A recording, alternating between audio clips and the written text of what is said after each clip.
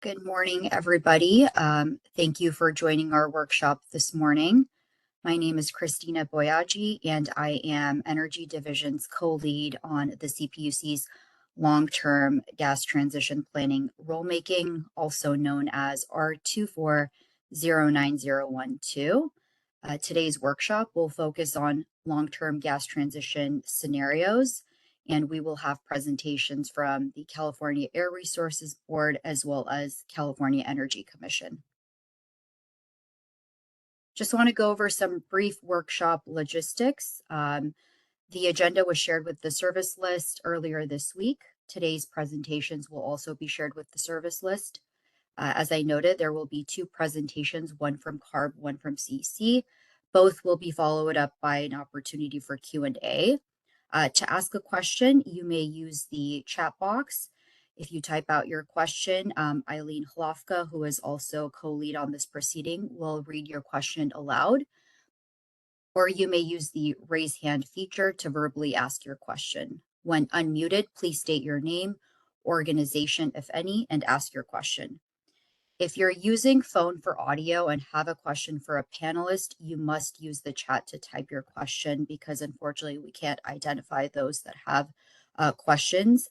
You can also identify your phone number in the chat and request to be unmuted if you'd like to ask your question verbally. There will be an opportunity for general comments after both presentations and Q&A are over. Please follow the same instructions to provide comments on the presentations today. And as a reminder, this workshop is being recorded. And so with that, I would like to turn it over first to Commissioner Karen Douglas, who is the CPUC's lead on this proceeding. Thank you so much, Christina. And I'd like to welcome everybody, all the attendees participating in today's workshop. And I'd like to thank CPUC staff for organizing the workshop and my colleagues, Chair Randolph from the Air Resources Board and Commissioner Sivagunda from the Energy Commission for participating with us today. We'll also have presenters from the Air Resources Board and California Energy Commission, and very much appreciate them participating in this workshop as well. In our long-term gas transition planning work, scenario analysis is an important tool for assessing the trajectory of change and developments in the gas sector. There are multiple transition paths that may exist with potentially different impacts or effects relative to customer rates, infrastructure needs, reliability, and other factors. Having a scenario-based analysis that looks long-term and that incorporates the work of other state agencies, including the important work in the scoping plan, will help us track and monitor progress against real-world changes, provide critical insights into system needs, and allow us to learn as we go potentially. And in order to think through and get input on the idea of scenario analysis and how it could work, we're having this workshop. Today, the Air Resources Board will present its 2022 scoping plan, and the Energy Commission will present on its gas demand forecasting work. I'm hopeful that by integrating insights from today's presentations and from subsequent input and comments from stakeholders and parties in our proceeding, utilities will be better positioned to develop thoughtful scenarios that incorporate key inputs and assumptions that will be informative in long-term planning. I look forward to everyone's engagement in this important work. And again, I really appreciate all of the attendees and presenters for being here today. And with that, I just want to see if Chair Randolph or Commissioner Gunda would like to make any opening comments. Thank you, Commissioner Douglas. I just want to thank you for your leadership, and I want to thank the staff at the Public Utilities Commission for all of their efforts. As you all think about working together with CARB and the CEC to plan for a transition of our gas system in support of the state's work to achieve carbon neutrality, the 2022 scoping plan lays out a technologically feasible and cost-effective path that transitions away from fossil fuels to clean alternatives like clean electricity and renewable hydrogen. But this is really all about deployment and implementation. We need to deploy rapidly clean energy and technology at a large scale. We need to rapidly increase the number of zero-emission vehicles on our roads and electric appliances in our buildings. We need to double electricity generation, quadruple wind and solar capacity, significantly ramp up our hydrogen supply. Between now and 2045, the electricity sector will need to support decarbonization efforts across transportation, buildings, and industry. And this requires sustained build rates of all these things, of the renewable resources, of the zero carbon technologies, of grid integration solutions, energy storage, demand response, other innovative approaches that ensure a reliable, affordable, and resilient grid. But in parallel with the expansion of the electricity sector, we need to ensure that the gas system continues to operate reliably and that residents who are the least able to decarbonize don't unduly bear the burden of that transition. So the planning efforts really need to consider scenarios that reflect the system-wide changes necessary to achieve our climate goals. And the work that CARB staff has done, CEC staff and PUC staff have done to really start to integrate the inputs from all of our planning efforts to really think about the right scenarios that should be analyzed and studied as we think about the policy strategies that we need to make this transition as reliably and as equitably as possible. This work will all come together, ideally in a way that helps us achieve these very ambitious but achievable goals. So looking forward to the discussion about scenarios today, and I will turn it back to you, Commissioner Douglas. Thank you so much for your comments and for being here today and for the close working relationship and collaboration that we just need to have to keep all of our ships moving in the same direction, or at least coordinated. It's a never-ending effort, as I think all of us know. And Commissioner Gunda? Yeah, and thank you, Commissioner Douglas. Again, I also want to just reiterate what Chair Randolph said, and just thanking you and commending you for your leadership on this. It's probably one of the most complicated pieces of work that we're going to undertake. So thank you for your thoughtful and steady hand on this. I want to also thank PUC staff, specifically, Simon Baker, Jean Spencer, Eileen Lawaka, and then Christina for all your work and engagement with the sister agencies over the last several years on moving the work forward. I think you both laid it out really well. I think it's worth just reiterating that the transition is happening holistically between the electricity, natural gas, and petroleum, and many other fuels. And it's important as we move forward boldly and in an accelerated fashion towards realizing our clean energy goals, that the work is rooted both in reliability and affordability. So I think it'll be a tough part in managing all those things. And Commissioner Douglas, to your point, this is where scenarios play such an important role in helping us understand, what the variety of futures could look like. And to Chair Randolph's point, depending on how those scenarios look and how we are able to operationalize them, what additional policy levers we might have to use to make it as consistent with our reliability and affordability goals as we can. So looking forward to this work. I know there's been years of work in terms of thinking through the overarching economy-wide, demand growth, but also systematizing that within the demand forecast and the demand scenarios that the Energy Commission is trying to do, and look forward to this robust discussion today. Thank you all for having me here, and all the participants for being here to be a part of this conversation. Thank you. Thank you, Commissioner Gunda and Chair Randolph. And Christina, I think at this point, I'll turn it back to you. Thank you so much. So we are ahead of schedule and can go ahead and get started with our first presentation of the day. I'd like to invite Jaya Putri with CARB, who is going to present on their behalf, and I will be sharing their slides. Thank you, Christina. I'll wait until the slides are pulled up.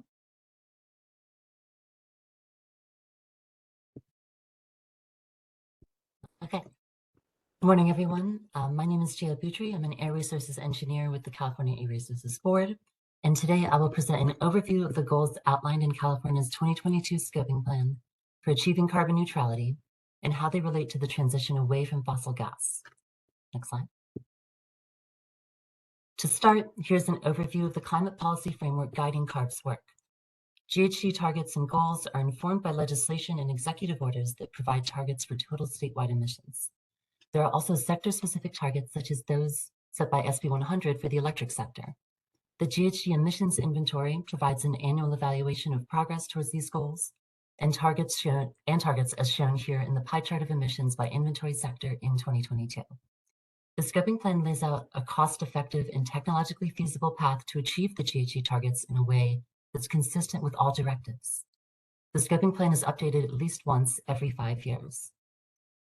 After each scoping plan is approved, CARB and other state agencies review, update, or develop new regulations and programs to align with the actions in the plan based on established roles and authority. Next slide. This slide shows the state's climate goals relative to current progress. The blue line is actual annual emissions, which are shown alongside our statutory targets for 2020, 2030, and 2045. In 2016, the legislature called for a 40% reduction in emissions below 1990 levels by 2030 via SB 32.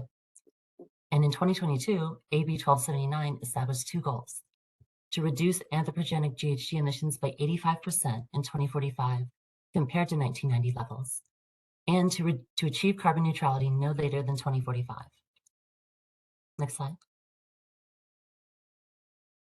The scenario in the adopted plan includes an analysis of the actions needed across sources covered by both the AB 32 GHG inventory sectors and natural and working lands.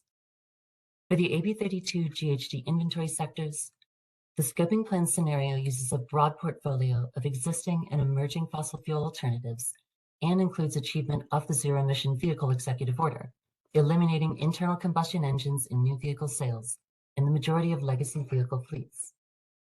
For natural and working lands, the scenario includes ambitious levels of land management action across land types, with activities that prioritize restoration and enhancement of ecosystem functions to improve resilience to reduce negative climate change impacts.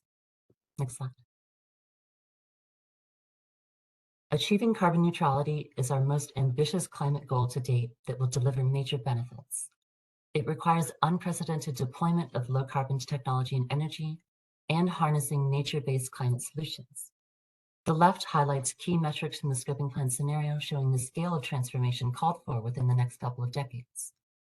The right half of the slide shows some key outcomes that would result from achieving the plan's actions for clean energy and technology deployment and natural and working lands management. Next slide. The scoping plan prioritizes aggressive reductions in AB 32 emissions by 2045, primarily by transitioning energy demand away from fossil fuel sources, but also by targeting short-lived climate pollutants and capturing carbon dioxide directly from combustion at industrial facilities like refineries and cement plants. It is estimated that natural and working lands will remain a modest source of emissions over this planning period. To achieve carbon neutrality would then require the remainder of emissions to be removed at the point where they were created and directly from the atmosphere through mechanical means. The amount of mechanical carbon dioxide capture and removal required to achieve carbon neutrality by 2045 will be impacted by California's success in reducing emissions and our actions to allow natural and working lands to become a carbon sink. Next slide. This is another depiction of the level of ambition in the scoping plan, depicting the contribution by sector. This visualization identifies the need to accelerate the 2030 target from the mandated 40% to 48% below 1990 levels to be on track to meet AB 1279 goals. And again, the scoping plan identified mechanical carbon dioxide removal as key to achieving more ambitious 2030 and 2045 targets. Renewable hydrogen was also identified as an important fuel. Next slide. With high levels of electrification across sectors, a clean grid serves as the backbone for the transition. In the scoping plan scenario, electricity demand nearly doubles. And to meet demand, significant build-out of wind and solar capacity, along with increases in other renewable and zero-carbon resources, is needed.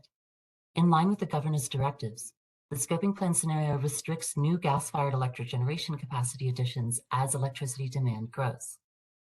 To meet additional demand and resource adequacy requirements, the scenario relies on a mix of strategies, including offshore wind, battery storage, hydrogen gas turbines, and demand response.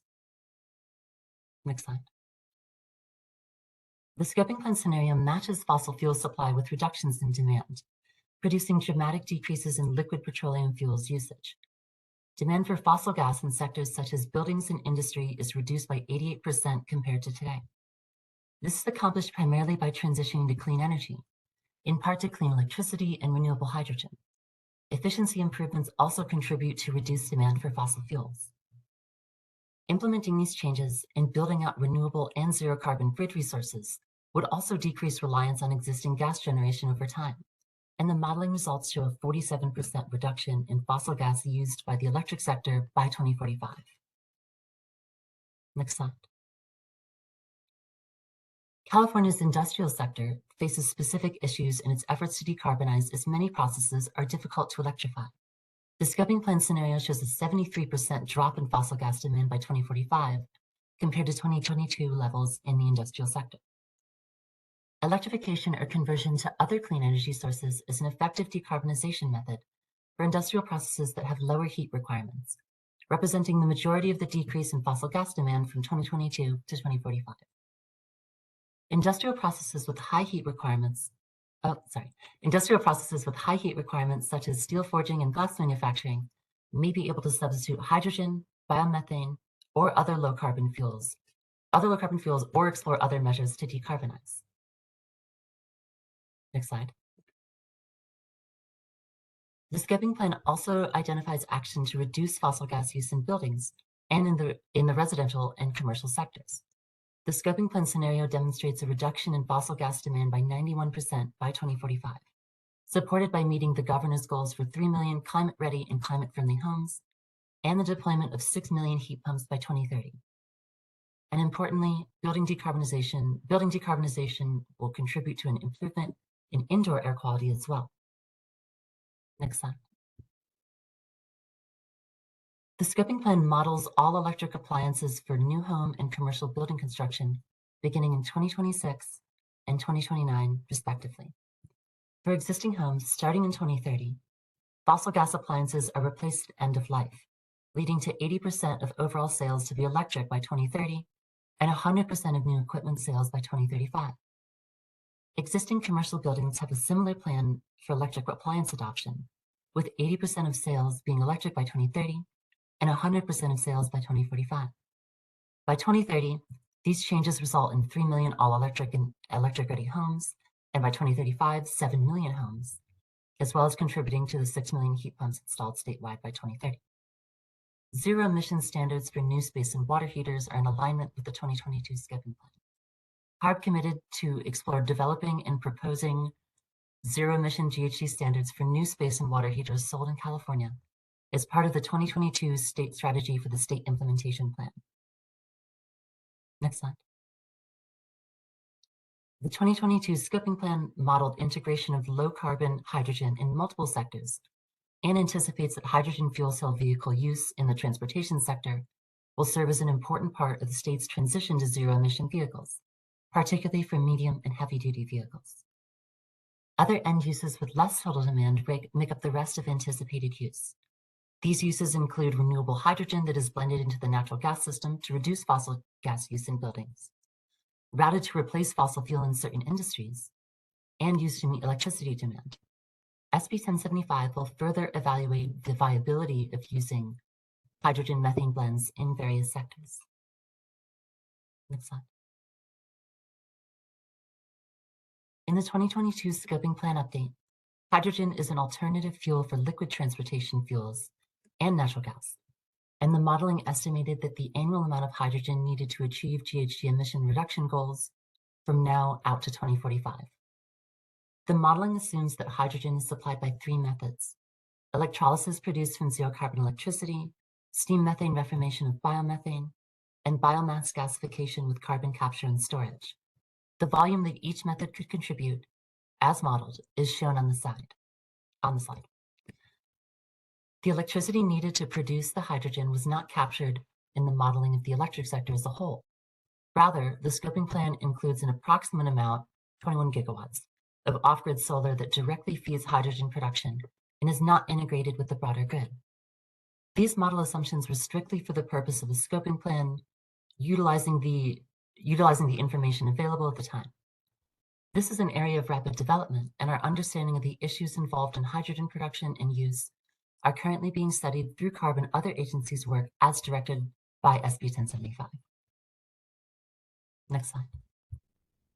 The 2022 Scoping Plan update includes more comprehensive air quality modeling and health analysis than in previous scoping plans. Total annual air quality benefits that come from reducing fossil fuel combustion in California were evaluated. The analysis shows that the Scoping Plan would reduce air pollution associated with fossil fuel combustion by 71% compared to the baseline. This slide depicts the improvements in one air pollution measure, oxides of nitrogen emissions. The decrease in air pollution will also result in improved public health and is estimated to result in over $200 billion of annual health cost savings in 2045. Next slide. Additional information on the modeling inputs and assumptions, detail outputs, and strategies in the 2022 Scoping Plan may be found on CARB's webpage, as shown in these links on the slide.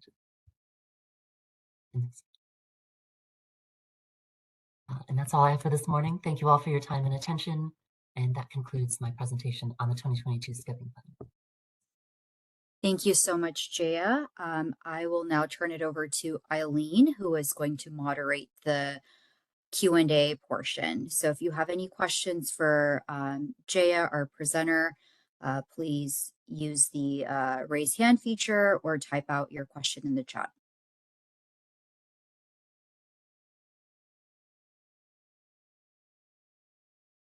Also, a few other folks from CARB here to help me answer questions. Yes, hi, this is Maureen Hand with the energy section, and so I'm joining Jaya to help with the questions.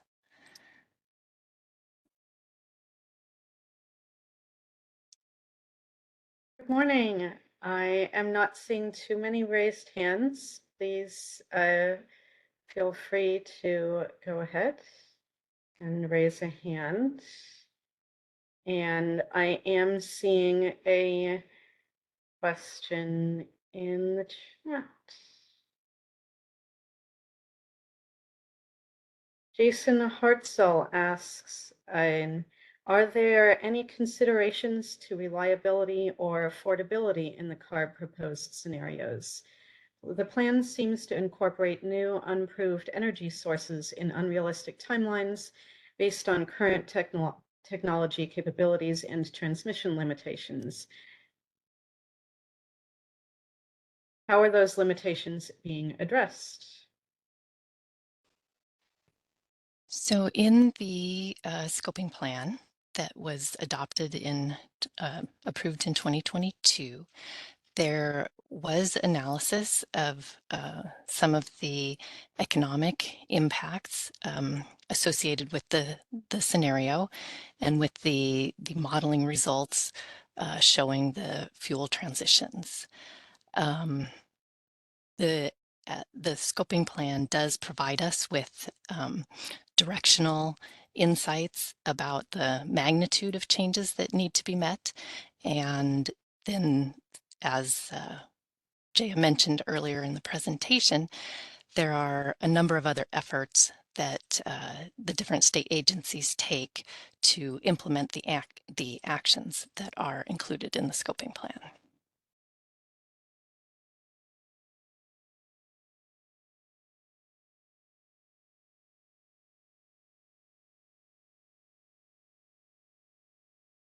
Thank you. And there is another question in the chat. This is from Melissa Kasnitz. Would the scenario planning just described be impacted by a lack of ongoing federal support for clean fuel transitions?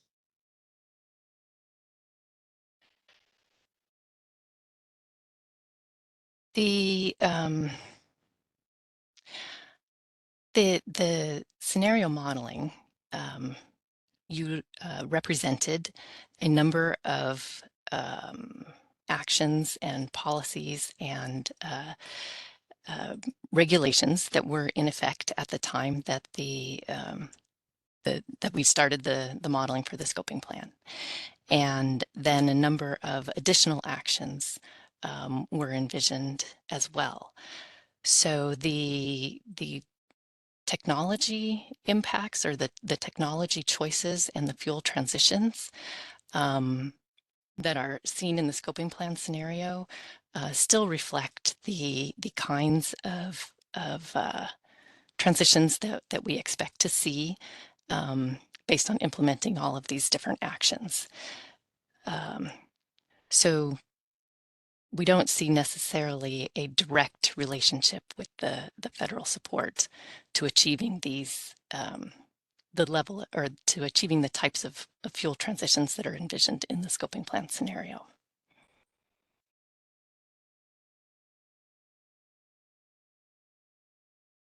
Thank you. And turning to raised hands, when I call on you, please introduce yourself and any organization that you are with.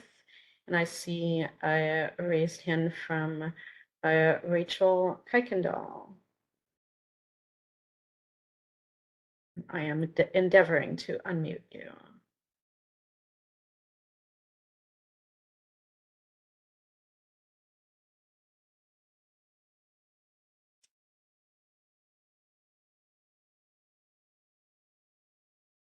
Christina, I am not sure if I can unmute attendees. Can you unmute Rachel?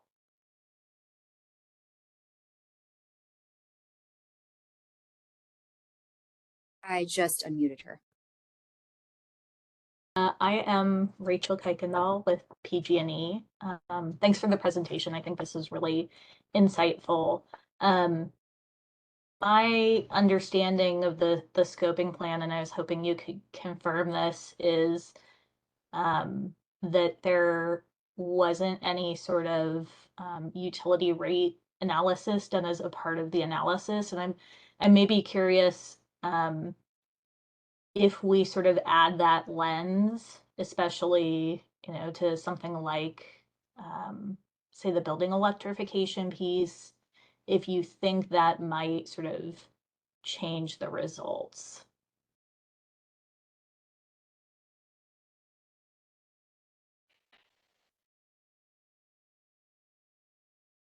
Well, I think the results of the technology transition and the ability to transition to electric appliances are still reflected in the scoping plan scenario.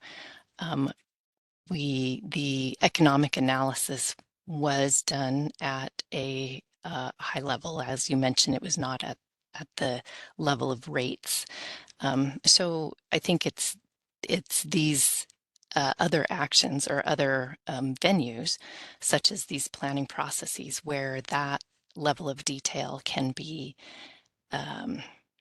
applied.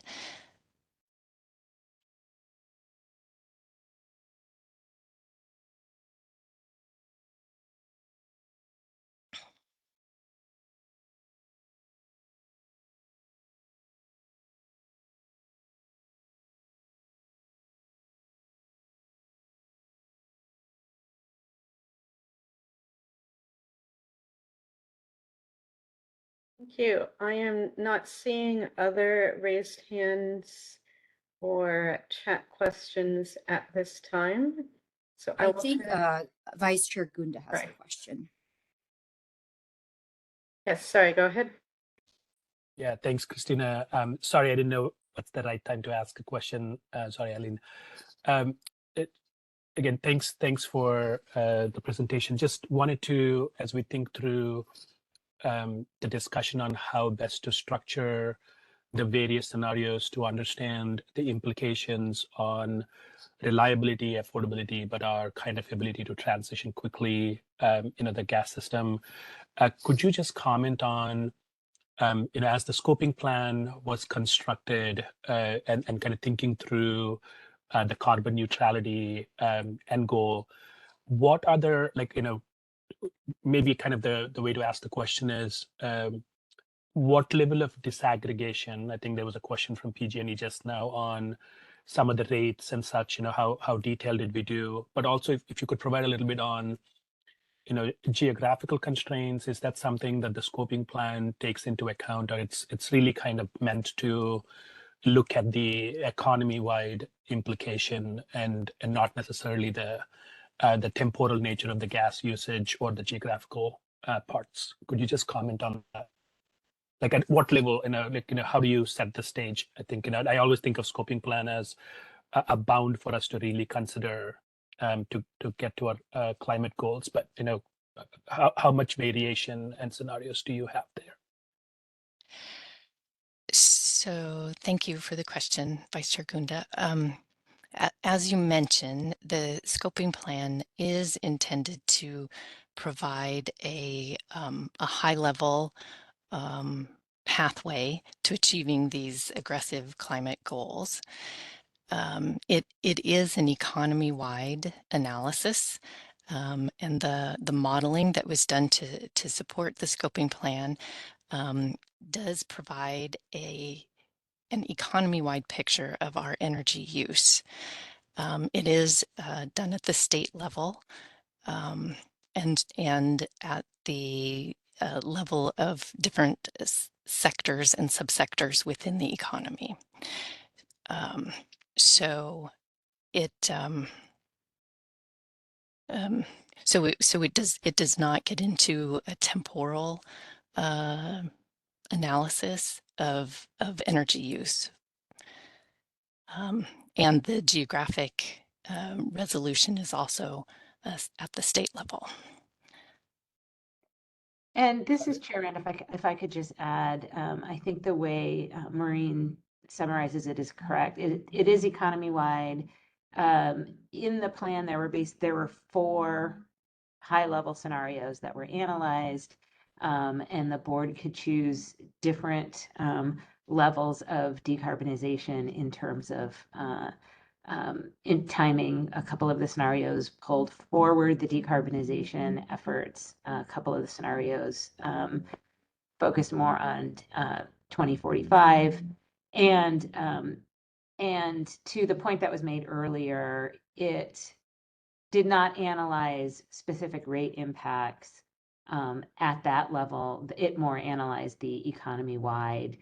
What are the fuels that we would need to use to transition away from fossil fuels, right? What are the replacements for fossil fuels? Electricity, lower carbon fuels, hydrogen, all of those things. And then what are the strategies to deploy those resources?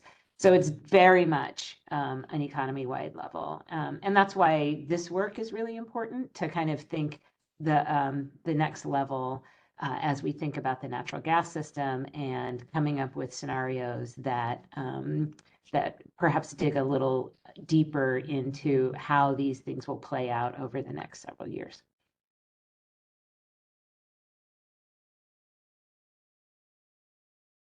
Thank you, Maureen. Thank you, Chair Randolph. I think you kind of alluded to that, I think, towards the end of your comment. And I think that's kind of what I was kind of hoping if you want to just jump in, or Maureen can kind of talk about how, as we think about these different scenarios and think about like establishing, good rigorous study moving forward, what could be kind of some insights from the scoping plan and its work on where we should continue to look for that further disaggregation, would be really helpful to hear. Yeah, I think this conversation can really inform things like rates of adoption, potential cost impacts, things like that. And also some of the geographical considerations. I mean, obviously, as you think about gas usage in the energy sector, we're thinking about local reliability. As we are thinking about residential gas uses, we can think about, where are we more likely to see sooner adoption of electric appliances? What are some strategies? I know there's been conversation and a bill at the legislative level to think about how to think about zonal decarbonization. And so I think there's a lot of ways we can unpack. As we look at the high level goals, we start with the high level goals that we set out in the scoping plan, and then kind of take it to the next level and think about what does that adoption look like, and how can trying to assess how that adoption would play out, how does that help us plan for the transition?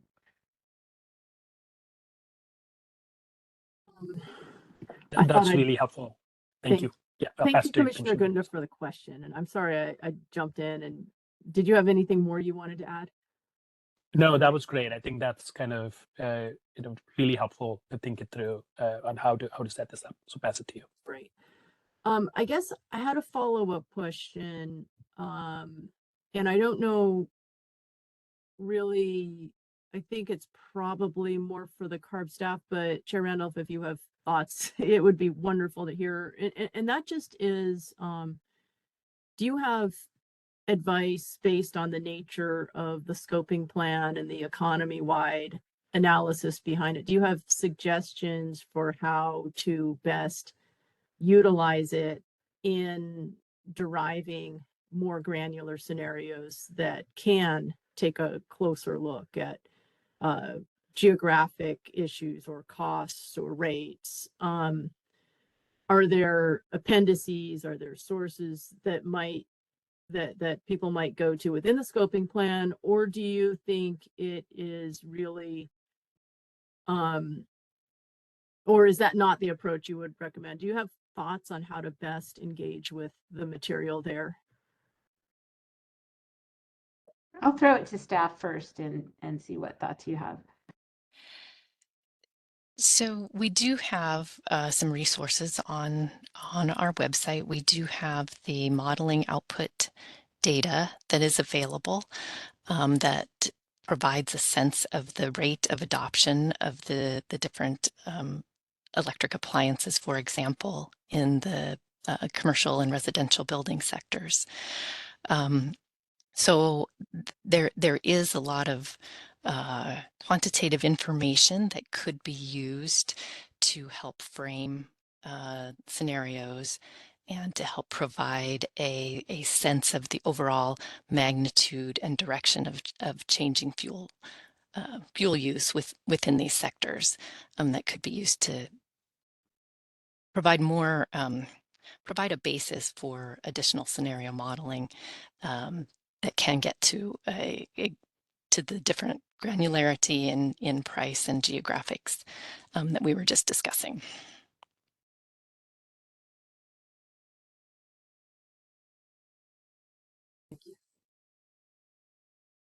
And I would just say there, the one of the links on that slide in the presentation does go to the output data file, as well as all of the other documents on the webpage. Super. Thank you.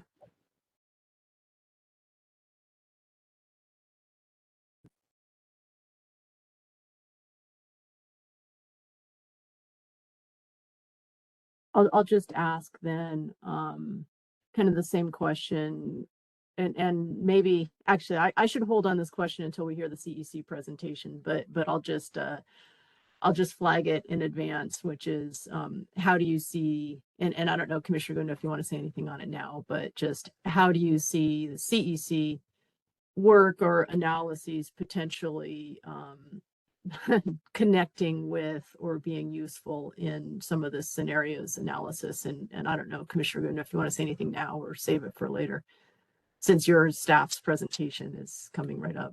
Yeah, Thank you, Commissioner Douglas. I think the staff probably will kind of answer most of the question that you just raised, and I think it's kind of playing out contextually very similarly, right, within the electricity system planning, gas system, and even the petroleum system.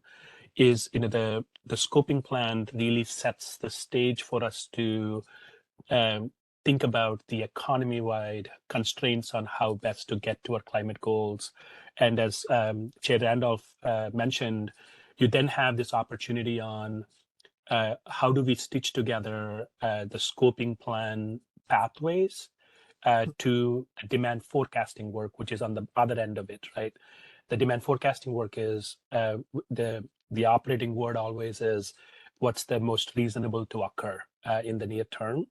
And so you take the forecasting on one end, you take the scoping plan on the need for these pathways to be coming true to ensure our climate agenda, and how do you then bridge meaningfully at different levels of disaggregation, different scenarios in the middle, both from that really harmonizes the overarching CARB's not only scoping plan but regulations with the regulatory framework of PUC, and how do we kind of harmonize all the three agency work. And I hope that the demand scenarios presentation will answer some of those questions, but there might be more for us to continue to harmonize and think through. But thanks for flagging that, Commissioner Douglas. Thank you.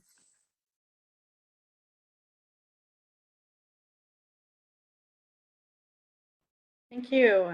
We have 3 further questions in the chat. One of them, the first of them, I think is quite similar to the discussion you were just having. So I'll read it and open it up. And if folks want to say there's nothing to add, then that's fine too.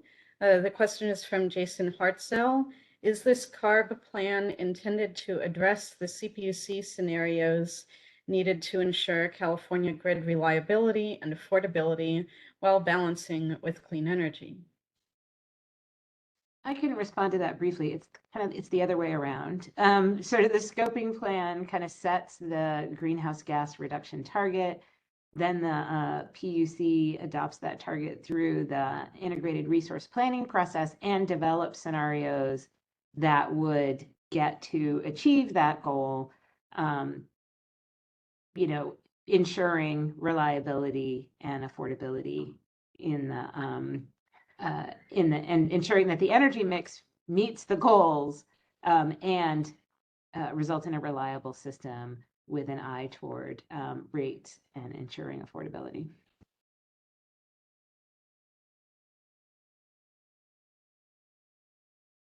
Thank you. And Darian Johnston has a follow-up on a prior question. Did the economic analysis underlying the 2022 scoping plan bake in public subsidies, state and federal, or not?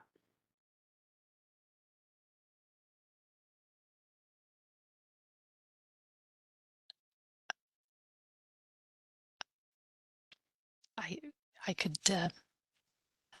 take this one, I guess. So we did include in the economic analysis the subsidies that were in existence at the time of the analysis were included. However, any reduction in these subsidies does not necessarily lead to a different overall plan.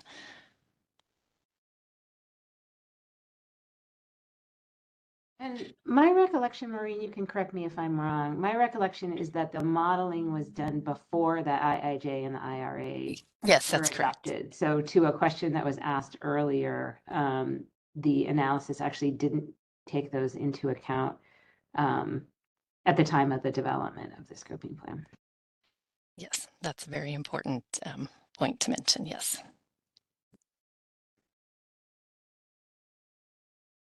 And a final question from the chat, also from Jason Hartzell. Do you expect these clean technologies to be available in time to meet customer energy needs While replacing other fossil fuel resources, will you be able to support the need for industrial growth and high load factor customers with these fuel transitions? I can take this one. This is why we are doing all of this coordinated work amongst the agencies, is to try to ensure that that happens. And there is an uncertainty analysis in the scoping plan that talks about some of the challenges that may arise with lack of deployment, but with all of the efforts at the PUC to deploy clean resources, all the efforts at the CEC to ensure that all the demand forecasting is structured in a way that recognizes the system needs and ensures that the planning efforts for both the IOUs and the POUs incorporate those needs. All of that, the goal is for it to come together and these resources to be available. So that is what we are all trying to accomplish.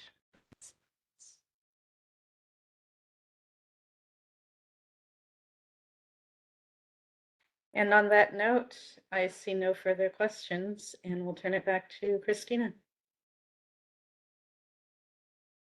Thank you, Eileen, and thank you everyone for your insightful questions and responses. Now it's time for the presentation from the CEC. So I would like to invite Heidi Javenbach and Nicholas Janish to present on CEC's behalf. Good morning, everyone. My name is Heidi Javenbach, and I am the branch manager for the Demand Analysis Branch, which is within the Energy Assessments Division at the Energy Commission. Next slide, please. This slide contains a list of the acronyms used in this presentation. On my end, I'll do my best not to use too many acronyms as I go through the content. But wanted you all to know that the slides are posted online, and so you have this slide to refer to if you need it. Next slide.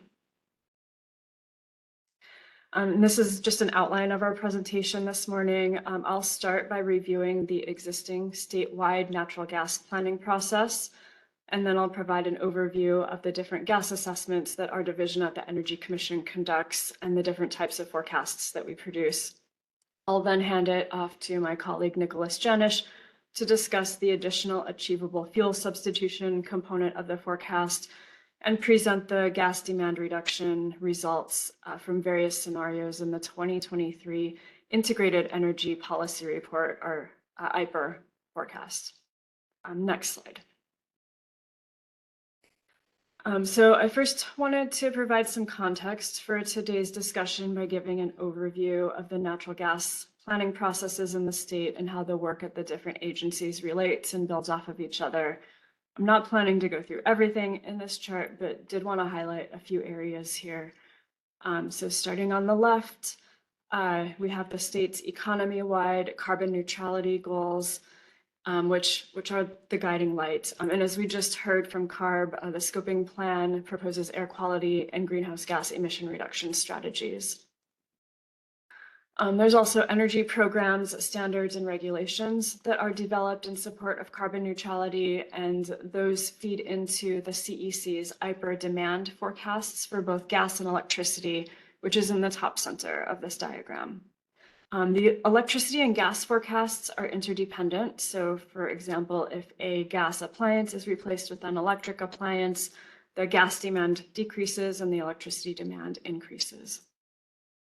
Moving down this chain, the CEC's IPER demand forecasts are the foundation for our long-term demand scenarios, where CEC also assesses the impacts of relevant scoping plan components on fuel demand. And those scenarios feed into the SB 100 assessments over on the bottom left of the slide. SB 100 requires zero carbon resources to supply 100% of electric retail sales by 2045.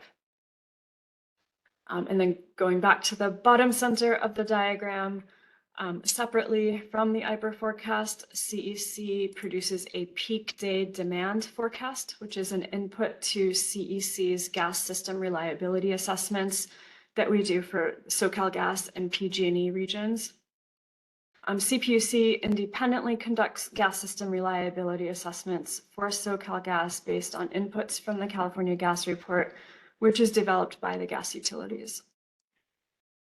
The CalGEM safety regulations on the far right of the slide are an input to both the CEC and CPUC assessments.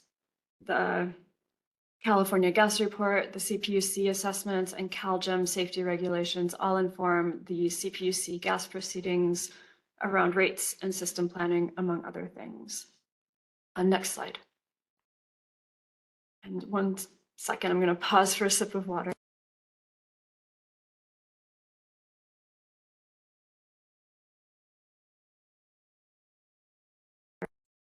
Okay. The different gas assessments have different planning timeframes associated with them. The summer and winter reliability assessments, which is this bottom arrow, that are conducted by CEC and CPUC only look at the risk of curtailments for the upcoming season. The California Gas Report, which is the basis for gas infrastructure decisions, that looks out to 2040, and the state's climate goals look out 20 to 25 years. Next slide, please.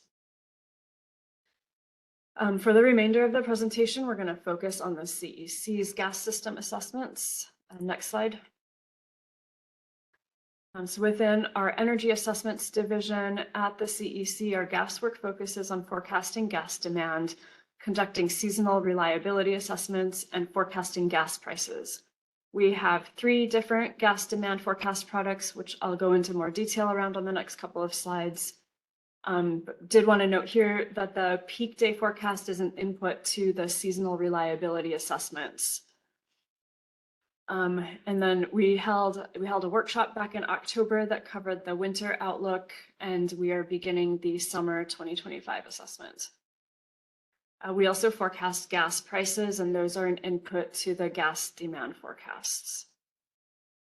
Next slide. The CEC has a very large forecasting team of about 40 staff, plus others in the division that assist with data collection efforts. The electricity forecast is updated annually, and the corresponding gas forecast is updated every 2 years. The gas forecast and electricity forecast are developed together, and as I mentioned previously, they're interdependent, which is really important when considering fuel switching. Overall, our forecasting process is quite rigorous, with numerous opportunities for stakeholder and public input, as shown on the top left. We hold at least 4 and often more formal workshops each year through the Integrated Energy Policy Report, or IPER process. We hold another 3 or 4 demand analysis working group meetings, which are less formal than the IPER workshops, and include more in-depth discussions of methodology updates and results. In addition, we have regular interagency meetings with CPUC, the Air Resources Board, and the California ISO. The reason for such a large team is because we are tracking developments in different economic sectors, as shown on the top right, and assessing how carbon neutrality strategies may impact these different sectors. The fuels that we assess are shown on the bottom right. We primarily focus on electricity and gas demand, and the transportation energy demand forecast includes gasoline, diesel, and hydrogen. And then moving to the bottom left, the reason for having such a rigorous process with multiple opportunities for stakeholder input is because the electricity forecast is used for state electricity system planning and procurement. It is an input to resource planning, transmission planning, and distribution system planning. Next slide. As I mentioned, we have 3 gas demand forecast products. The first is our IPER demand forecast, which looks at the impacts of current and under development programs and regulations on both gas and electricity demand. This includes scenarios for energy efficiency, fuel substitution, and transportation electrification. The gas utilities in the past have used the additional achievable energy efficiency and fuel substitution components when developing the California Gas Report. The IPER forecast looks at annual gas sales and consumption going out 15 years. And as I've said before, it's updated every 2 years. The long-term gas demand scenarios in the middle column extends the IPER gas demand forecast out to 2050. And it also models additional strategies for meeting the state's carbon neutrality goals. One use case of the long-term demand scenarios is to inform SB 100 planning. And this project includes scenarios with more electrification or hydrogen use than is considered in the IPER demand forecast, which leads to larger reductions in natural gas use. The most recent round of the long-term demand scenarios includes a scenario based on CARB scoping plan. The last forecast product is the peak day gas forecast. We independently assess the same metrics that are reported in the California gas report by the utilities for both PG&E and SoCalGas. These metrics are an input to CEC's gas system reliability assessments that looks at curtailment risks. This forecast only looks at the next season and includes gas used for electricity generation, while the other two forecasts do not. Next slide. I will now hand it to Nicholas Janish to go over the additional achievable energy efficiency and fuel substitution components of the IPER forecast. Thank you, Heidi. Good morning, all. My name is Nicholas Janish. I'm a supervisor in the Advanced Electrification Analysis branch at the California Energy Commission. As Heidi mentioned, I'm going to go over the CEC's managed California Energy Demand forecast with a focus on what we call additional achievable energy efficiency, or AAEE, and additional achievable fuel substitution, AFS. These are our little modifiers. Next slide, please. We're on the left with AAEE. They are incremental energy efficiency savings from market potential that is not included in the baseline demand forecast, but is reasonably expected to occur. On the right, and these savings include future updates of building standards, appliance regulations, and new and expanded energy efficiency programs. And on the right, AFS, or additional achievable fuel substitution, where fuel substitution refers to the substitution of one utility supplied or interconnected end-use fuel type for another. Thus, these AFS impacts account for the anticipated shift from gas to electricity. They are analogous to AAEE, but AAFS includes both incremental gas savings and incremental added electricity impacts. As explained in a moment, the AFS impacts are unique since they include the combined impacts from two sources, the programmatic impacts and those technology-based impacts. In other words, the electrification potential beyond those from programmatic activities. Next slide, please. So with our additional achievable framework, they are used for energy efficiency, so AAEE, fuel substitution, AFS, and transportation, which I'm not going to discuss, and those are what we call AATE. And they capture a range of incremental market potential impacts beyond what is included in the baseline demand forecast, but are within the range of what is reasonably expected to occur. So for the 2023 forecast, we had 6 scenarios for AAE, AFS, and they range from conservative, where with the starting with so the scenario 1, where they are firm commitments with existing programs and standards, but they're not included in the baseline forecast. And these scenarios range to a scenario 6, which is very optimistic, and these are speculative programs in the early planning phases. Next slide, please. So a word on the Energy Commission's nomenclature.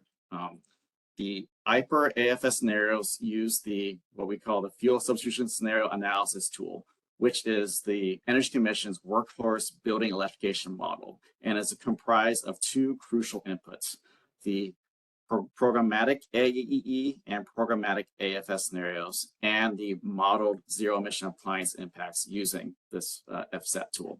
And this FSAT tool is primarily modeling the impacts from the state and local emission space and water heating standards above and beyond what's already included in the programmatic impacts. The figure on the right illustrates how these inputs are used in developing our AAFS scenarios. First, the programmatic AFS scenario gives a haircut to the baseline gas forecast. And what remains is the second step, and that's where we use FSAT. And that's where, with the eligible demand that after the programmatic activities are captured, we measure the fuel substitution potential from these zero emission appliance standards. Finally, the last step, after the zero emission appliance standards modeling is completed, then we add in the energy efficiency programmatic gas savings. It is applied at the end since fuel substitution and energy efficiency compete with each other, and we have it at the end step so they don't compete with fuel substitution. Since 2022, CEC staff have used this approach to model the local and statewide zero NOx and zero emission space and water appliance standards occurring at the local and statewide level. So when referring to AAFS, we use it as a catch-all term for the entire model run, where programmatic AEE and AAFS scenarios are part of the entire IPER AFS load modifier scenario. This implies that there is no plug and play with the AFS scenarios with the programmatic inputs. The 1, 2, 3 order on the right must be followed. And since the programmatic AEE is included in AFS, it does not necessarily imply efficient electrification. The orange box where we model the zero emission appliance standards have a range of assumptions, and those assumptions do include replacement using electric resistant water heaters and less efficient technologies. Next slide, please. Given the short lesson on our AEE AFS modeling framework, let's look at the 2023 IPER results. Next slide, please. There are 4 scenarios I want to highlight from the 2023 IPER. The first, the programmatic AFS2 and AFS3 scenarios. The gradual transformation AFS scenario, which we call the GTAFS. And then lastly, the AAFS3, which includes both the programmatic and the model zero emission appliance standards. And note that this AFS3 scenario was assumed in the reference scenario and for the CEC's demand scenarios project. I will also in a moment show how these results compare to the CARB scoping plan scenario. Now, this table outlines the input assumptions and whether the zero emission appliance standards were modeled, including the regulations occurring at the local air districts. These assumptions are developed in coordination with interagency partners such as the Air Resources Board and the Public Utilities Commission. They are also discussed with stakeholders, including utilities, at our demand analysis working group, or called DOG meetings. As background, for the 2023 IPER, CARB's proposed zero GHG emission space and water heating appliance standards were included in AFS scenarios 3 through 6, but not in scenarios 1 and 2. However, there was a noticeable gap between the impacts of AFS2 and AFS3. Given this issue, we adopted in May 2024 the gradual transformation AFS scenario. And as I said, we call this the GTAFS, or some others call it the AFS 2.5, as an in-between scenario, which is assumes a gradual transformation of zero emission appliance standards, where there's a slow linear adoption and finally reaching 100% adoption in 2040. Next slide, please.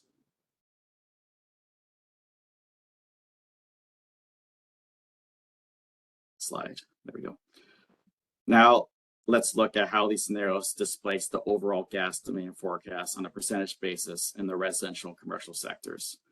There's a lot going on here in the slide, so let's just walk through this. The top 4 solid curves show the 4 IPER scenarios I just described in the previous slide.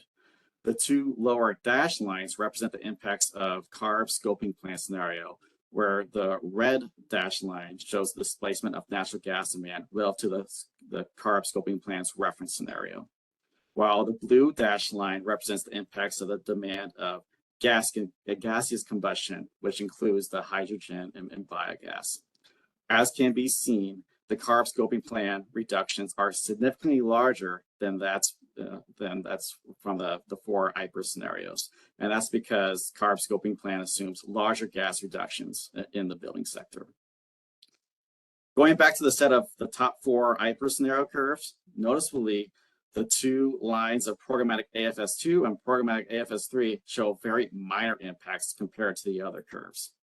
Yet, when looking at the solid black line, which represents AFS3, which again, we assume in our reference scenario for the demand scenarios project, it illustrates the significant reductions the zero emission appliance standards can have on gas demand. And as mentioned previously, there was a noticeable gap between the programmatic AFS impacts and AFS3, and that's where we included this gradual transformation scenario shown in green, and that scenario was adopted formally at a May 2024 business meeting. And again, it was just as an in-between scenario. Next slide, please. Thank you for your time, and Heidi and I will take questions. Yeah, and before we take questions, I also just wanted to add a huge thank you to CARB and CPUC on all of the work that went into these fuel substitution scenarios. It's definitely an ongoing process, and really appreciate the perspectives from both agencies in trying to figure out what makes the most sense for including in the forecast. So thank you.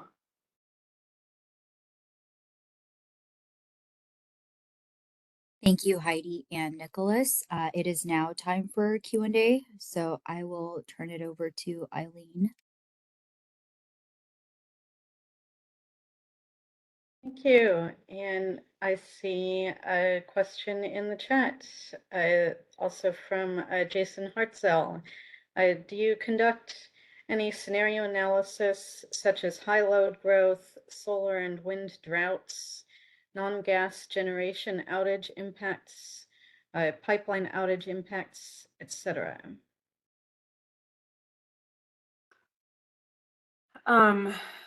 So our analysis is focusing on demand rather than the supply side, but maybe someone else, Jennifer or someone else from our, Commissioner Gunda, please. Thanks, Heidi. I just want to, thinking about this, the spirit of the question. So I think it's good for us to kind of think about the holistic, kind of the analytical frame here. So I think between the three agencies, we're trying to first harmonize the overarching demand, like looking at how the demand could vary under a variety of electrification strategies, both at an appliance level, but kind of the more distributed energy resources level. So I think that's something that's inherently baked into part of the forecast that then gets modified using these additional fuel substitution and additional achievable load modifiers that Nick just discussed. On the supply side, you have the opportunity to then say, how do you optimize the demand and supply? And Jason, to your point, they're not completely siloed, but that work is done within the context of resource planning and reliability framing. So I think the totality of the work you are kind of talking about is done in different places, but this particular work is more on the integration of the demand side. But I think it kind of goes to also, Jason, to the spirit of your question. It's really important for us to consider how all these different levers are interconnected, and to the extent that one changes, whether on the demand side, whether it's to your point on hydro, all of them have implications on how the system is planned. And one specific issue that points to what you're asking for on the hydro side is, there's a direct correlation. When the hydro year is low, we end up using historically more gas fleet to help support the firm dispatch of the resources, which is kind of moving more and more towards batteries, but we still have need. And that has direct implication on the gas system planning.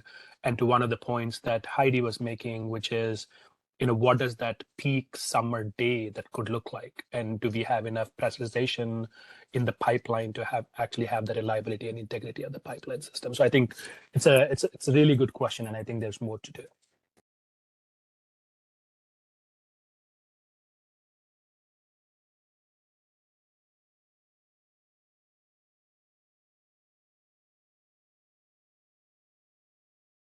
Thank you.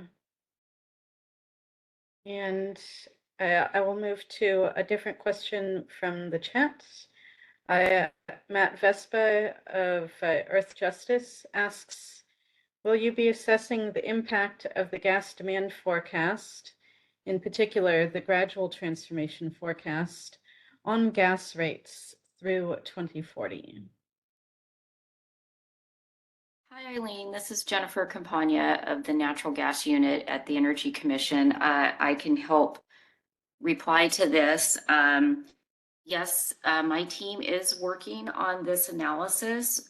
We are looking at 12 different scenarios based around the gas demand scenarios with different revenue requirement growth rates as starting points that decline over time.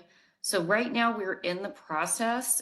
We are building the data sets and reviewing those now and going to be putting those into our model. We expect to be done, I think by the end of this month, but we'll have to go through a review process internally. And if Anthony Dixon, if you're on the call, do you have anything to add to that? Anthony's our lead modeler on this.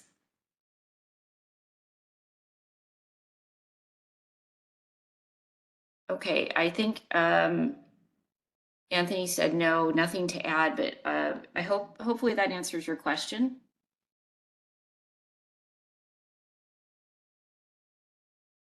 Okay, great. Thank you.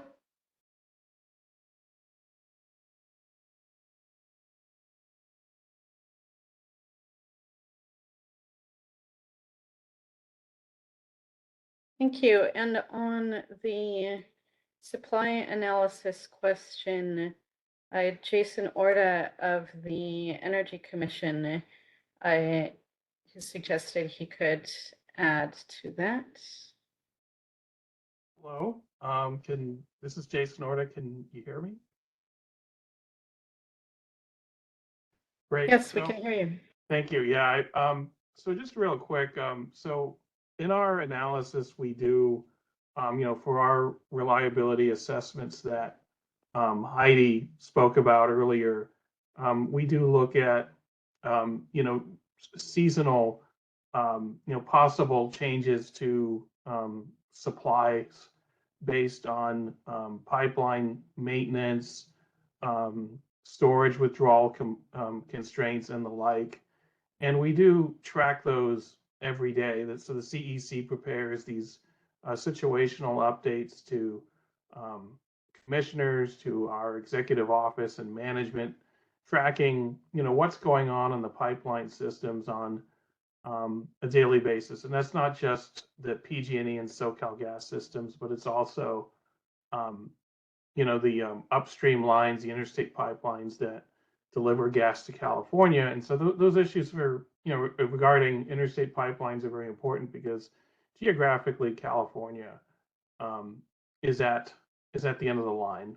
And so we, even though we do have robust storage infrastructure, outages upstream and outside of California's borders can impact us as well. And we are, and that's part of the hydraulic modeling analysis work that Heidi had on her slide as well, is that we have the ability to assess impacts of, what if this compressor station is down, or what if there's a portion of a pipeline system is down, what are some alternatives and impacts to that. And so, so the demand forecasting stuff that we talk about here is an input to those models as well. And we can look at in the long term, how these portions of the gas transmission system are being used and changing demand. And also one of the areas we'd like to support and what we've been contemplating doing analysis on is more of these gas uses become electrified. What does this mean for certain portions of local transmission and distribution systems as well? So supply and transportation of gas is a very important part of our analysis. And thanks for letting me weigh in on this, and I'll pass it back to you, Eileen. Thank you. Thanks for adding. And I will take a last question from the chat and then move to raised hands. From the chat, Jason Hartzell asks, let's see, not that one. How did you achieve in your scenario analysis a nearly 10% reduction in natural gas usage in just 1 year? This is Nick Janish. I think in reference to that slide deck, that was the CARB scoping plan curves, and those are different assumptions than what we use. And as our colleagues at CARB outlined in their presentation, the assumptions there, at least for existing buildings, were different. We're all, I guess, for by 80% by 2030, 80% of buildings will be all electric. And for new construction starting in 2026, all electric construction at that time as well. So they are different assumptions than what we use. And so that mostly explains the 10% gap. But if you look at our IPER scenarios, they don't go 10% early on. And just to add to Nicholas's response, we strive to model a range of scenarios that are based on existing policies and policies that are under development. And so that gap on the chart between our forecast work and CARB's scoping plan work just really highlights the need for some additional strategies to help with the gas transition.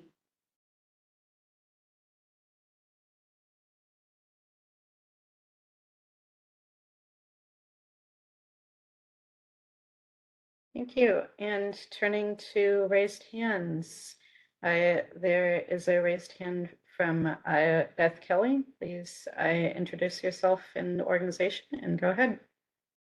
Thank you. My name is Beth Kelly, External Counsel to Environmental Defense Fund. One question that I had on the IPER forecast is, and you can correct me if I'm wrong, I think that it uses solely a system average gas rate, if that's correct. And I just want to highlight that there's going to be price differences between customers on distribution service and customers who are solely getting transmission service. And also that those, and I assume that you have baked in like elasticities of demand for different customer types, but in particular, I'm curious about the price assumptions.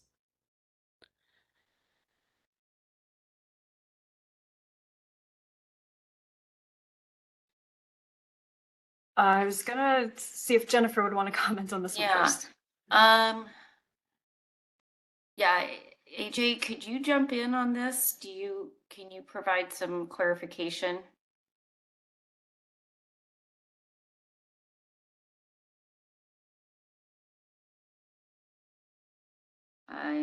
Sorry, I thought, okay, I guess AJ may not be available. I will have to take that question back to the team and I can get a response for you.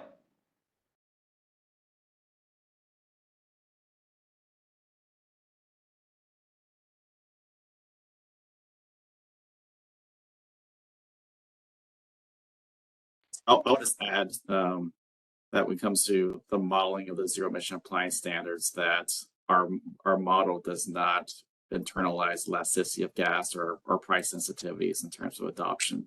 The adoption rates are imposed top down in the model.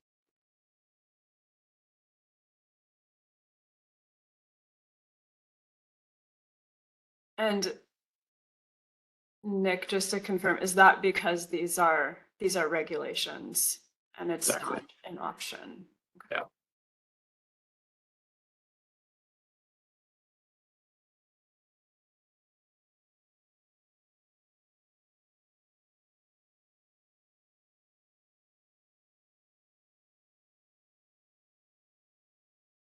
Beth Kelly, I see your hand up again. Do you have a follow-up question?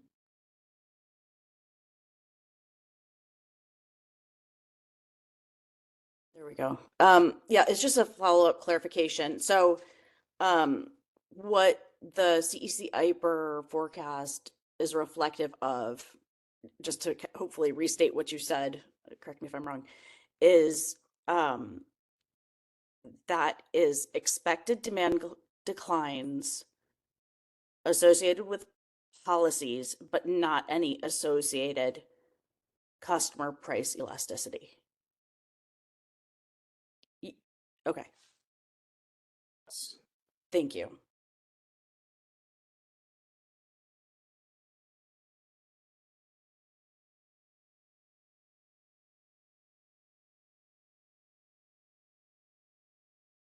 Thank you. And returning to the chat, the conversation has generated a few more questions from Jalal Awan of Turn. This may be tangential as it also pertains mostly to the supply side, but since you're including gas curtailment based on the peak day supply standard / CGR, that's California Gas Report, it might be worth looking at solar and wind curtailment, 13% and 3% of production respectively, 2020 through 2023, and considering demand scenarios with long duration storage that reduces curtailment.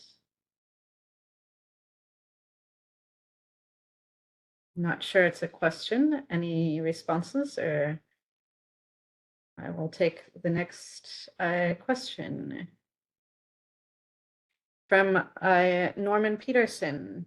Given that the CPUC is anticipating a transition to using a CEC forecast instead of the California Gas Report prepared by the gas utilities, when will CEC forecasting be refined to the point of being usable for rate-making purposes? Yeah, this is a good question.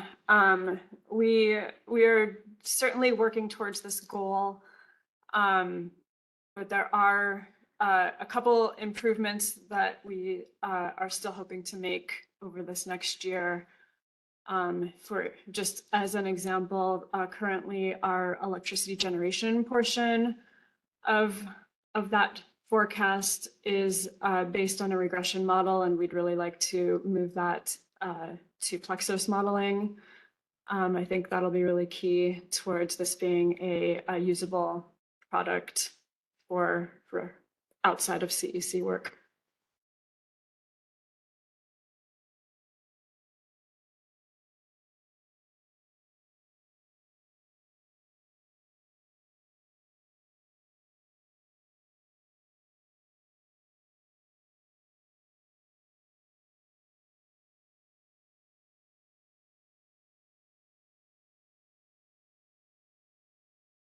Thank you. There's another- And Go ahead, Eileen. yes, go ahead.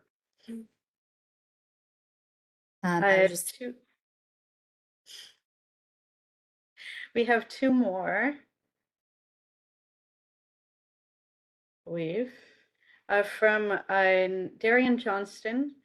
We're talking a lot about forecasting changes and gas demand, which is necessary and important. But from what I understand, there's not a one-to-one reduction in gas demand to gas pipe maintenance cost. Does the IPER help us navigate this gap or tension at all?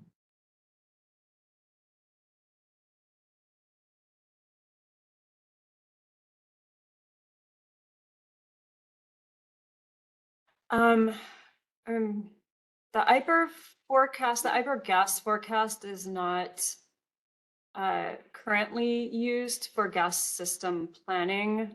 So I mean, I think the simple answer to this at this time is no. But I don't know if someone from CPUC or someone else wants to chime in on that one.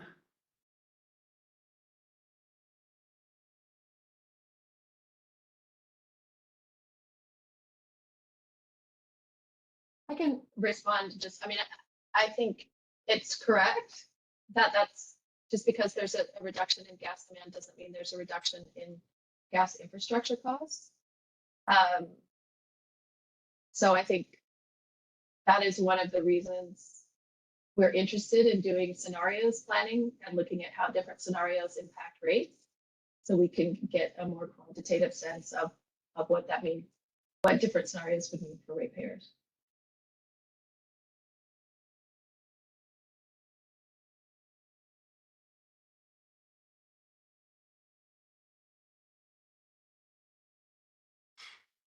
Thank you. And a question from Kevin Head of CAISO, the California Independent System Operator. Possibly more of a question for CPUC staff, but will the quote unquote obligation to serve certain customer types, e.g. electric generation customers, be in scope for this proceeding? And I will turn it to Christina to comment on this. Yeah, thanks, Kevin, for the question. So while a scoping memo in this proceeding has not yet been issued, the obligation to serve is not in the preliminary scope of the proceeding.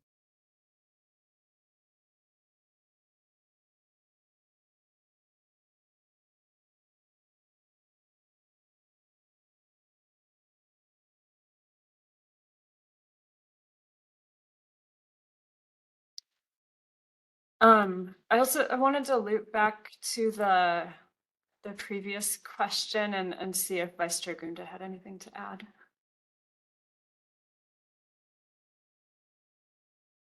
Thanks, Heidi. The previous question specifically on the gas demand readiness, is that what you're leaning towards?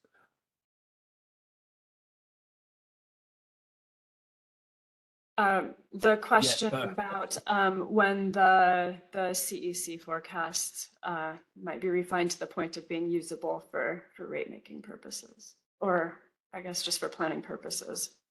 Yeah, I think I would probably, I think you said it well, and I think maybe just to add a little bit more context, a few years ago, at the request of both the CEC but also the PUC staff, CEC initiated kind of an expert review of the gas forecasting models, and so given that the gas forecasting models are sector-based models that use the RAS and SUS data as well, which is our survey data to look at appliance saturation.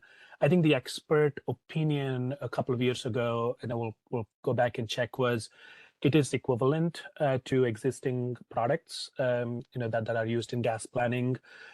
So having said that, though, given that we have access to AMI data, and a lot of different regulations have occurred over the last couple of years, we to Heidi's point, really would like to take a little bit more time to ensure that the forecasting modeling framework is robust enough to bake into changes that are coming on. So I think that's kind of the reason why we are being a little bit more conservative and cautious on pushing for the demand forecast to be fully utilized. But I think from existing planning standards, I think the forecasting is there. It's more about some of the things that we would like to do before we fully get behind it. And the customer choice, I'll actually pass it to Heidi, but what role does customer choice play in the CEC gas forecasting? I mean, it's probably transportation related, but I'll pass it to you. But that's all I have. Thanks, Heidi. Yeah, there's an element of transportation and choice around which fuel type customers choose for which vehicle. So this question pertains to building electrification. So I'm going to hand it to Nick to talk about building electrification. Right, and with our modeling, there's no, I guess, consumer choice. It's very, like I mentioned before, it's top-down adoption. And I was alluding to this, but there's a set of technologies that will be eligible to replace the gas appliance. And those range from very efficient to less efficient technologies. And currently is for the 2023 hyper forecast and for this upcoming forecast to 2024 update, we assume that whatever that set of technologies, it's an even distribution, that there's an equal chance for which, regardless of the technology. Previous to that, during the AB 3232 report, that assessment, we did have an assumption of either one scenario where it was the most efficient technology was the only thing that people could adopt.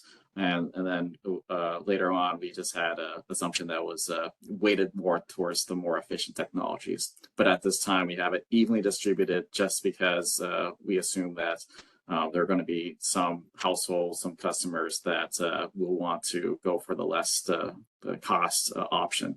And it's particularly those in multifamily houses in units where you have that principal agent or split incentives problem, where the landlord is going to be cost minimizing and will select the least efficient or the cheapest appliance.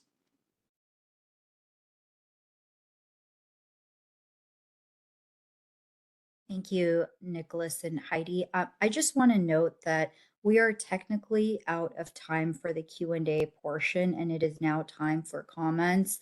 But I think we can go ahead and use this time to continue answering questions that are coming in the chat or folks are raising their hand. But if you have general comments about the presentations you've heard today or things that should be considered in the proceeding, please go ahead and provide your comments now as well. Thank you.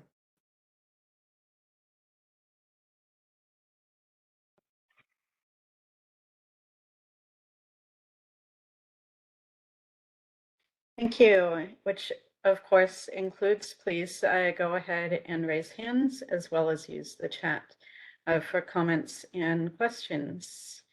There's a question in the chat from Melissa Kasnitz. Follow up to Kevin Head. While the obligation to serve overall, electric generation customers, etc.,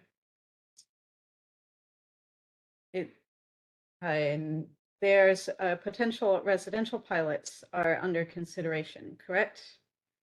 I think maybe something got lost from the question, but we understand your gist, and I will turn it to Jean to speak to this. So yes, I mean, SB 1221, as I believe what you're referring to, set up a program for residential. Well, it asks us to set up a program for residential pilots, and in those cases for zonal electrification. And if certain criteria are met, then the obligation to serve for those pilots would be ended in those particular areas. But that so that is correct, but it's related specifically to the pilot project.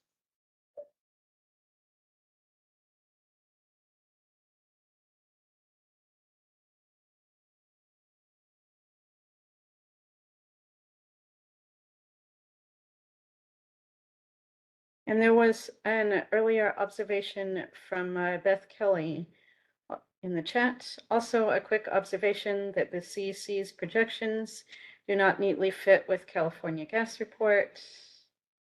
Sorry, I'm losing track of my chat. Do not fit neatly with California gas report projections due to differing units. That's millions of cubic feet per day versus therms per year, and also breaks down customer segmentation differently. I think that relates to, yeah, go ahead. Yeah, sorry. Yeah, I can extend on this. Our IPER forecast and our demand scenarios forecast, that's correct. We're looking at therms per year. But the peak day demand forecast, so those results are summarized outside of the IPER report. They're summarized within our winter system reliability and summer reliability, the seasonal assessments that CEC produces. And those do have the same metrics that are in the California gas report and the same customer segmentation.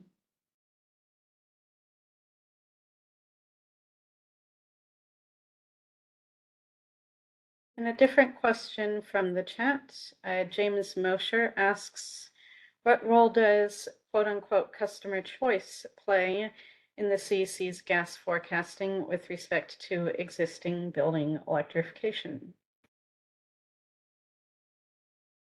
This is Nick. I covered that in my last response.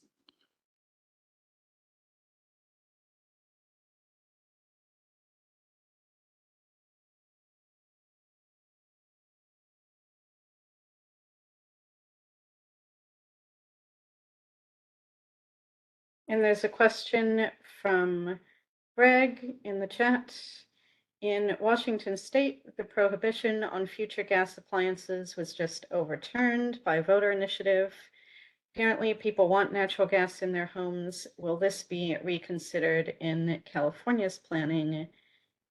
And we'll look to anyone who, on the panel who would like to comment on this topic.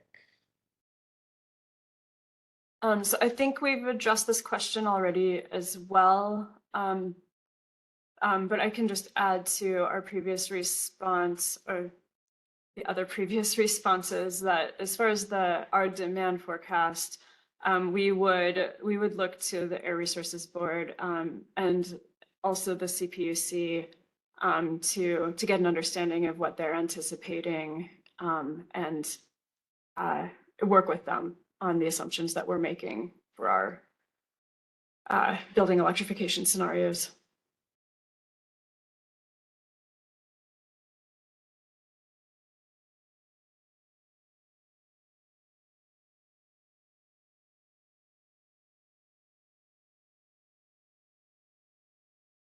There's a question from Janice Lynn in the chat. Are you coordinating with ARCHES, that's the acronym, to determine scenarios for renewable hydrogen availability, multi-sectoral demand, and anticipated future pricing at scale as part of future planning / IPER efforts? Janice, this is Quentin G., the manager of the Advanced Electrification Analysis Branch that houses the Demand Scenarios Project.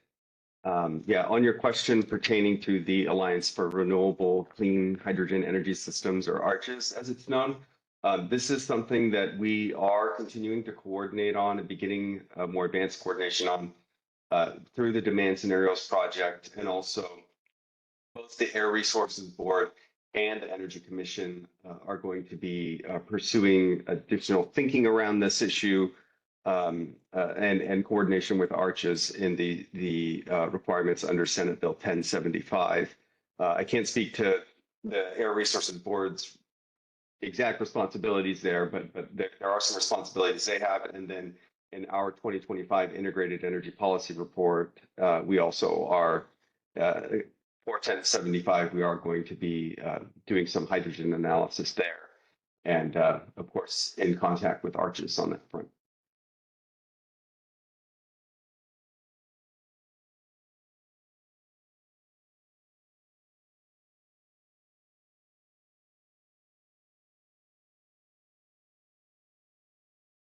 Thank you for answering that one. And a new question from Darian Johnston in the chat. It seems like the costs of electric appliances and panel upgrades create significant cost barriers to building electrification. From what I understand, green financing programs to pay for these upgrades over time have had lukewarm success. Shifting these costs on the gas rate base comes with serious equitable concerns. Have any of the regulators or staff in this workshop explored whether new quote unquote fintech financing models, i.e. Klarna, Affirm, etc., might offer new pathways to increase access to and adoption of electric appliances to facilitate building electrification? This is Nick. Yeah, so I acknowledge that definitely large cost barriers for adoption, and I would say, I guess, on 2 points. One is in terms of, I guess, alternative financing mechanisms or any programmatic activity. So we try to capture the best we can with our programmatic AAFS modeling. And so that's where we work in coordination with the CPUC's potential and goal study team to make sure we kind of capture all possibilities of financing. And so there's that. And then the other portion is with the zero emission appliance standards. And the one that's, has the largest impacts are the ones that are proposed by the Air Resources Board. But the local air districts, particularly right now, that was adopted March of last year, the regulation starts in 2027, where all new water heaters that are 75,000 BTU per hour and less must apply. And for the Bay Area's proceeding, 2 years prior to each regulations compliance state, they provide a technical readiness report. And I believe their technical readiness report for this particular regulation that starts in 2027 will be available either next month or by January. And I would defer to, I think, CARB staff on, I think, the readiness or financing of or whatever alternative means to get better compliance with their standards.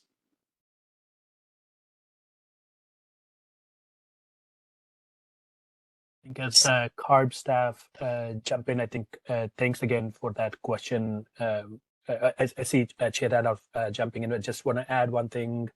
I think the spirit of the question in terms of finding resources to help pay for that, I think the federal government is a very important part of that. Yesterday, the Energy Commission, adopted our Equitable Building Decarbonization Program, Direct Install Program, which is largely supported by state and federal funding. And I think those kind of funding streams are really essential to continue to kind of help with the overall transformation of the appliances. So I'll pass it to Chair Randolph. I just wanted to note, that CARB is currently engaging in the stakeholder process for zero emission appliance standard proposals. So we are really just beginning those workshops and those conversations. And so I encourage those of you who have deployment ideas or thoughts to engage in the reg development process and kind of daylight some of that discussion through that stakeholder engagement. Thanks.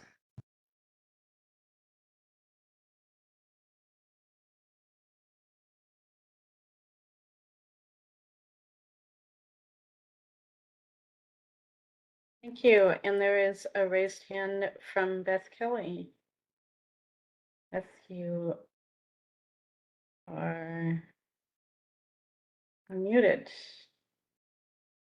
Oh, makes me click it a few times.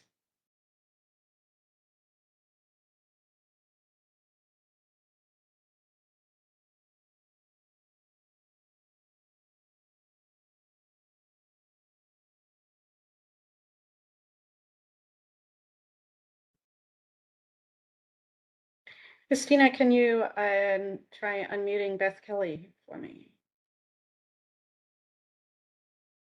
Thanks so much. Again, Beth Kelly, external counsel for EDF. Going back to the ARCH's question and Mr. G's response to that, are the changes that you're looking at going to be creating demand scenarios where you can oversee the effects between electricity, gas, and hydrogen? Because in some cases, it's not just fuel switching from gas to electricity. There's assumptions by the utilities, by CARB. I'm sorry, my dog is making noise. And I think both those interactive effects that include like these different scenarios in hydrogen are going to be important, and also, elasticity of demand related to each of those fuels is going to be important. So I guess is your planning incorporating these projections for hydrogen and their interactive effects? I didn't quite understand. Thank you. Thank you for your question. There is a lot to unpack on this issue. There's still a lot of uncertainty around the costs and the timelines associated with hydrogen. So there definitely we have to think about a lot of things in developing this. I can't lay down any particular framework at this point, but we are going to be in consultation with ARCHIS in fulfilling our requirements under Senate Bill 1075 and also the Demand Scenarios Project as it engages on hydrogen. Certainly there are issues around sort of new fuels and entirely new sort of modes of using the new fuels that use hydrogen in a totally new way. For example, hydrogen combustion or something like that for a particular purpose, or fuel cells where it's not just a drop-in fuel. So there's a lot of interconnections there. There's challenges around that we need to sort of figure out in terms of the possibility of pipeline injection, all kinds of infrastructure questions. So it's very large in scope on how to address this, and I can't really give a precise answer about where exactly we're headed at this point, but certainly understand the breadth of scope and the potential for hydrogen to play a role. But there certainly are a lot of questions that need to be answered.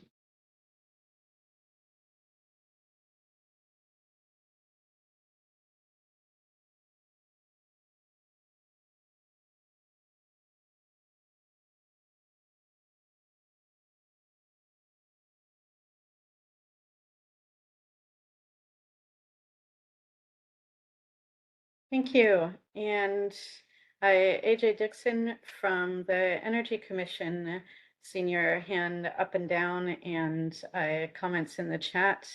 And we can unmute you if you would like to comment.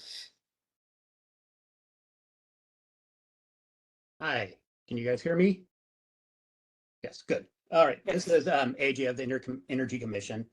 I kind of put the answer in the chat too, but there was a question asked earlier about the average rate being modeled. I think that was also by Beth. We model for rates, the average rate for a customer class, whether they're on transmission or distribution level. So for electricity customers, if they're on the backbone, we do an average rate for all the electricity customers on the backbone. We do an average rate for all the electricity customers that are on the distribution side of things. And then we do an average rate for all residential, commercial, and industrial customers across the 3 different utilities. So it's not one average rate for everybody kind of across everything. Hope that answers your question.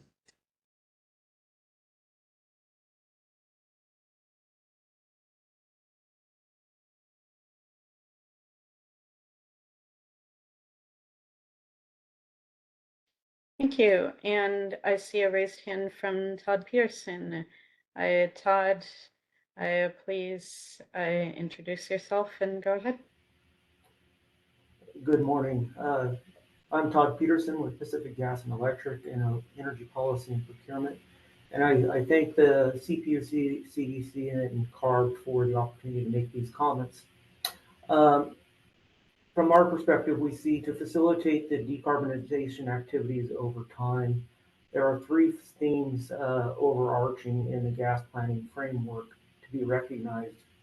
One is decarbonization activities should target an emission-based end state without a specific technology adoption requirement, and that culminates with affordable energy rates while delivering safe and reliable energy for all customers. 2 is the gas planning framework should integrate the gas and electric systems by including the California Independent System Operator transmission planning process and the CPUC's IRP. This will help capture the impacts on emissions, affordability, and reliable electric generation and transmission. 3rd is that the gas investor-owned utilities California gas report, that gas demand outlooks that we've talked about today, also include the important non-utility municipal gas transportation throughput sectors, and will help provide holistic forecasts and uncover key uncertainties. So while the ARB's scoping plan provides the California's high-level outlook for the economy-wide decarbonization, PG&E cautions against the use of its technology adoption assumptions for an overarching gas planning framework, given the uncertainties associated with the pace and scale of building electrification, as we've heard today. We also heard about the lack of the geographic granularity in the scoping plan, and that's a caution to using the scoping plan for tactical purposes rather and more for the directional purposes, as we've already discussed. Likewise, PG&E also supports the emissions-based 2045 in-state or goal for gas utilities as we work towards the avoidance of over or under investing in the decommissioning of gas assets. An emissions-based goal would allow for flexibility in investment decisions and accounting for new technologies and decarbonization opportunities as they arise. Next, the CEC's gas decarbonization proceeding provides an important avenue for analysis to inform the long-term planning during this gas transition period. PG&E looks forward to working with the Energy Commission and other stakeholders to understand the real-world implications on gas system planning as the CEC refines its building electrification forecast within the California Gas Report publication process. Next, the need for an interdisciplinary planning and forecasting team for both electric and gas system is clear to achieve the statewide emission targets and also reduce the financial impacts on ratepayers, as we've talked about today. PG&E sees that a forum is needed to discuss appropriate assumptions on both gas and electric system planning by all energy stakeholders. That would include, for example, investor-owned utilities and the local jurisdiction agencies, such as publicly owned utilities, along with advocates for the consumer and the environmental space, amongst many others. And last is electrical reliability planning as part of the IRP relies on the electric demand data from the CEC and the use of common electric demand forecasts for this integrated planning approach. We think that the CEC will need to ensure policy and technology adoption rates impacting electric demand are reasonable and technically feasible for gas planning. So in the end, changes to the IPER development process may be needed to utilize its this effort to execute statewide gas planning. PG&E thanks for the opportunity for the comments.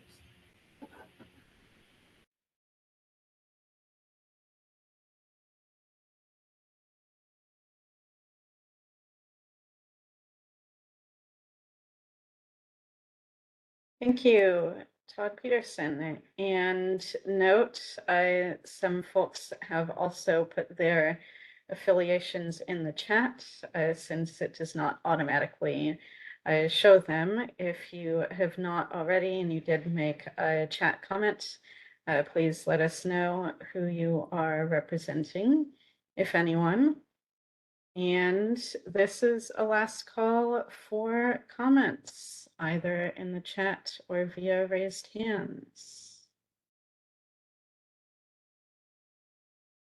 Not seeing any. I thank you all for your lively participation, and I will turn it back over to Christina Boyacci.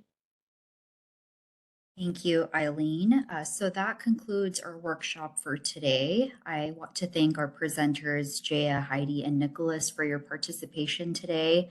Thank you to all our attendees and for the insightful questions and responses. As I mentioned at the beginning of the workshop, today's presentations will be shared with the proceeding service list and posted to our website. PG&E has been tasked with drafting a workshop report, which should be issued on or before December 13th. With that, we can end 5 minutes early. Thank you, everyone.